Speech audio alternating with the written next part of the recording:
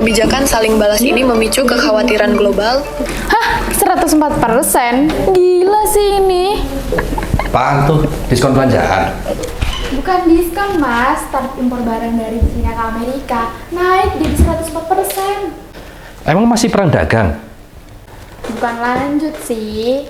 Makin jadi. Terus dampaknya juga ke kita. Itu kan urusan Amerika Serikat sama Cina. Terus urusan kita apa? Ya urusan kita banget dong, Mas. Amerika juga naikin tarif buat barang dari Indonesia. Jadi 32%. Kita? Kok bisa?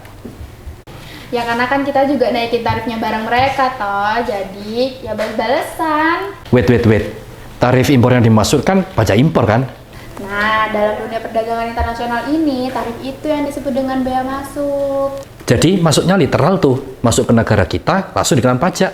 Nah, iya persis. Seperti misalnya nih, Amerika impor dari Cina, kena tarif 104%. Kalau misal barangnya harganya 5 juta, kalau kena tarif 104%, bisa naik tuh jadi 10 juta. Kalau itu dijualnya di toko-toko Amerika. Kenapa sih harus kasih bea masuk kayak gitu? Nah, kalau itu sih ada beberapa alasan ya, Mas. Yang pertama, melindungi industri dalam negeri dari serbuan barang luar. Yang kedua, tentunya menambah pemasukan negara. Yang ketiga, jadi alat politik dan ekonomi. Kayak zaman sekarang ini, pas perang dagang. Jadi juga bisa jadi alat politik juga ya? Ya banget lah, Mas. Tarif kan bukan cuma angka, tapi kan bisa jadi tekanan politik terselubung. Terus kalau dibandingkan dengan negara tetangga kita, negara Vietnam gitu, gimana? Vietnam malah lebih tinggi, Mas, 46%. Tetap aja ya, Indonesia nggak dianggap aman. Salah satunya karena kita pernah naikin tarif 30% ke produknya Amerika. Contohnya kayak etanol. Jadi ini balas dendam ya, tapi versi negara. Iya, Mas. Jadi ini tuh yang namanya retaliasi tarif. Misalnya, negara A naikin tarifnya negara B. Ya, negara B juga dong. Berarti ini dampaknya ke ekonomi juga ya? Iya, langsung, Mas. Salah satunya waktu IHSG anjlok lebih dari 9%. Bursa Efek Indonesia sampai trading halt buat sementara. Investor asing banyak yang tarik modal karena mereka khawatir efek dominonya. Berarti nggak cuma saldo rekening pasca lebaran aja yang lari, tapi investor pun juga begitu. Betul, plus rupiah juga melemah karena aliran modal keluar.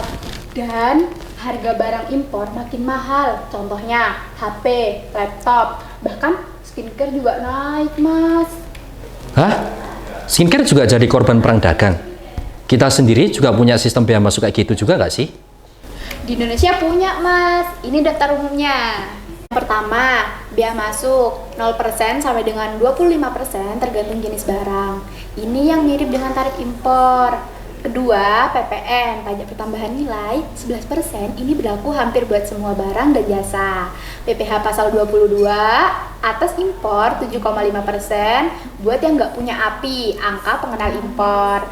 Dan 2,5% buat yang punya API. Yang keempat, terakhir, PPNBM, pajak penjualan barang mewah buat barang-barang yang mahal kayak mobil, tas branded, jam tangan mewah, gitu. Jadi sebelum barang sampai ke rumah kita, dia sudah ditempelin dengan yang namanya pajak dong? Ya, bisa dibilang seperti itu sih, Mas. Makanya harga barang impor itu biasanya harganya nggak ngotak kan? Ya karena salah satunya itu. Oh, berarti orang biasa kayak kita kena efeknya dong?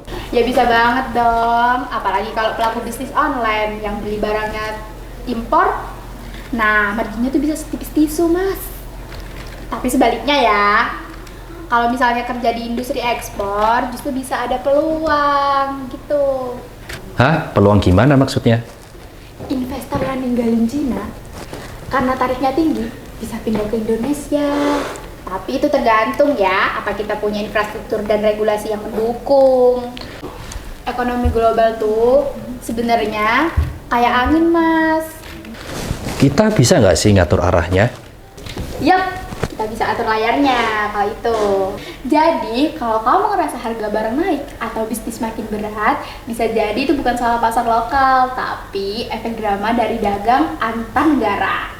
like dan share video ini biar makin banyak yang sadar ekonomi itu bukan angka, tapi soal isi piring kita.